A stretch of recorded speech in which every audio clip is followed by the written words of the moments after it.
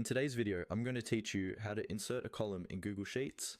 Let's get started by opening the Google Sheet where you want to add your new column. Make sure you're in the correct tab at the bottom of the screen, because some spreadsheets have multiple sheets, and you want to be working in the right one before you insert anything. At the top of your screen, you'll see the main menu bar. Look for the option labeled Insert. This is where Google Sheets groups all the tools for adding new elements like rows, columns, charts, and more.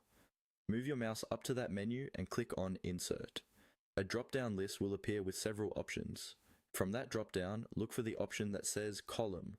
Depending on your version or screen size, it might appear as Column Left and Column right away, or you might see Column First and then additional choices.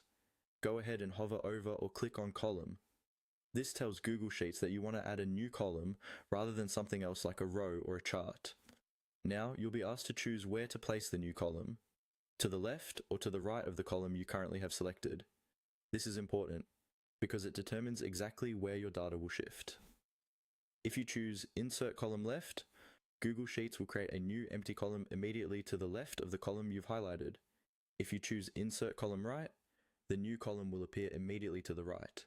Before you make that choice, it's a good idea to first click on the column letter at the top of the sheet to select the column that will act as your reference.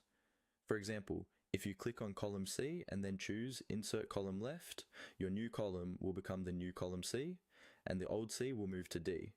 If you choose Insert Column Right, the new one will appear as column D instead.